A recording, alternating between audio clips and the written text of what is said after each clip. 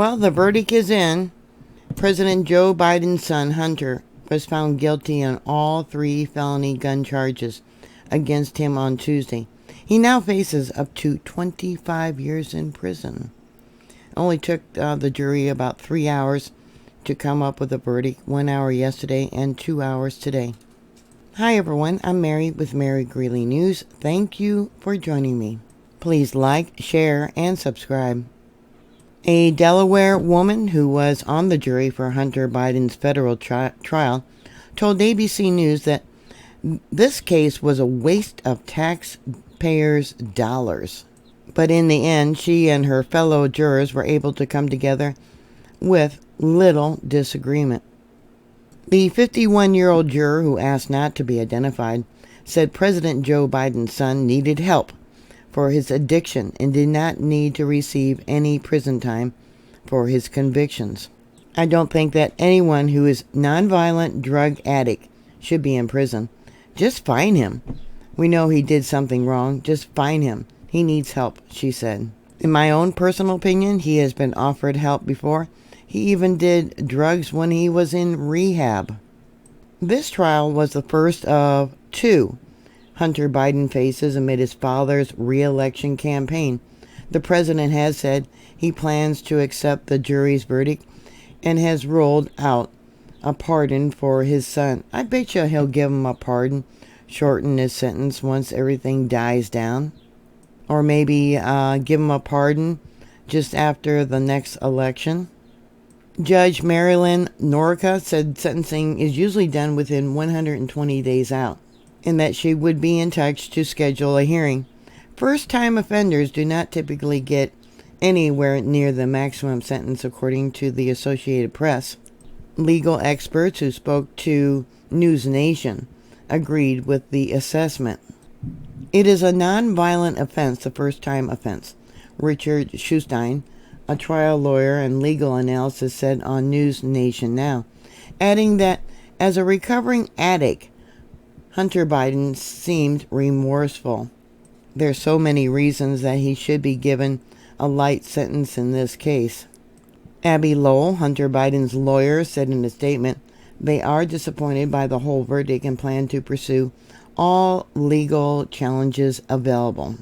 Special counsel David Wise, who had been appointed to oversee Hunter Biden's case by the U.S. Attorney General Merrick Garland, stressed that the case was not just about addiction, but about the legal choices the defendant made. Evidently, he kept the gun for about 11 days. No one in this country is above the law. Everyone must be accountable for their actions, even this defendant, Weiss said. However, Hunter Biden should be no more accountable than any other citizen convicted of this same conduct. The prosecution has been and will continue to be committed to this principle and to the principles of federal prosecution in carrying out all responsibilities. How many of you heard about the woman who was protesting in front of the courthouse, who also had been convicted of purchasing a gun, I believe, illegally, who was also a drug addict? She spoke on camera. I briefly watched it, how it has impacted her life, making it very difficult for her to find housing or even a job. I don't think Hunter Biden is going to have those problems. During the trial, they tried to put the spotlight on the turbulent time in Hunter Biden's life after his older brother, Biden's death in 2015. Oh yeah, the one where the president couldn't remember what year he died.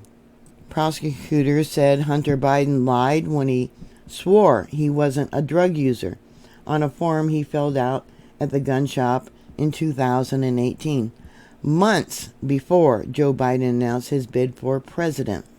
However, defense attorneys said that Hunter Biden did not consider himself an addict when he filled out that form, as he had completed a rehab program weeks earlier. Just because you completed a rehab program doesn't mean you still don't have the urge or aren't still using drugs. Witnesses included Hunter Biden's former romantic partners, including Joe Biden's widow, Haley. The two had a brief relationship after Joe Biden died of brain cancer. Haley Biden found the unloaded gun in Hunter Biden's truck on October 23, 2018. Panicked and tossed it into a garbage can at a grocery store in Wilmington, where a man inadvertently fished it out of the trash. During the trial, Hunter Biden's daughter, Naomi, also testified, as well as the person who sold him the gun. Hunter Biden, who wrote about his struggles with crack cocaine addiction in his memoirs, Beautiful Things, kept a straight face as the verdict was read. He was found guilty on 2 counts of lying on a gun permit application by saying he was not a drug user, as well as 1 count of possessing a gun by a drug addict. James Biden, Hunter's uncle and the president's brother, gasped and took a breath when he heard the verdict. Before leaving the courtroom, Hunter Biden hugged his lawyer, Abby Lowell, and other members of his legal team and kissed his wife, Melissa Cohen Biden. He said, "I am more than grateful today for the love and support I experienced this week from Melissa, my family, my friends, and my community. Then I am disappointed by the outcome," Hunter Biden said in a statement sent after Tuesday court proceeding. "Recovery is possible for the grace of God, and I am blessed to experience that gift one day at a time." Yeah, someone wrote that for him. How can he claim to be a Christian when there was so much porn found on his laptop? Yeah, and some of it was pretty sketchy about the age of the young ladies he was seen with. Representative James Comer of Kentucky said in his statement that the verdict is a step towards accountability. But until the Department of Justice investigates everyone involved in the Biden corruption influence peddling schemes that generated over $18 million in foreign payments to the Biden family, 10% to the big guy, it will be clear department officials continue to cover up for the big guy, Joe Biden, Comer said.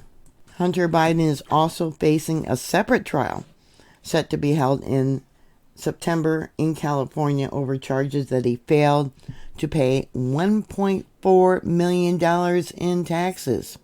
Both cases were to have been resolved through a now defunct plea deal that prosecutors last July 2023, the accumulation of a year-long investigation into his business dealings. Yeah, and they're in tight with Ukraine. They're in tight with China. That's even scarier. The key evidence, evidently in the trial, was the text message between Hunter Biden and others before and following the gun purchase. One of the jurors said that no other juror brought up Hunter Biden's addiction or mental health problems during the deliberations. This historic verdict of the president's son reflects Hunter's high-stake gamble to go to trial instead of accepting a revised plea deal proposed to him in the summer of 2023. Yeah, he thought he could get away with it. He was above the law. The judge, MaryGreeley News777, recently delivered a 1-year sentence to a defendant in a similar gun case. The defendant had asked for a 6-month sentence, but News777 gave him 1 year. In 2023, Hunter refused to accept a plea deal from prosecutors after negotiations fell apart under judicial scrutiny of a diversion agreement. The original sweetheart plea deal gave Hunter the option to plead guilty to not paying taxes on more than $1.5 million in income in 2017 and 18, receiving probation rather than jail time. In addition, special counsel David Wise devised a separate diversion agreement that gave Hunter immunity from potential future charges, including a provision to potentially wipe a felony gun violation from his record. Wise later indicted Hunter with tax violations in California, and that trial is set for September. So what are your thoughts? Put your comments down below. Sounds like he's only going to get maybe 1 year by the judge. Boy, I don't know. Please, tell me, what do you think? You think 1 year is appropriate? Or should he get longer? Thank you for watching. Please like, share, and subscribe, and I'll talk to you later. God bless you. Bye.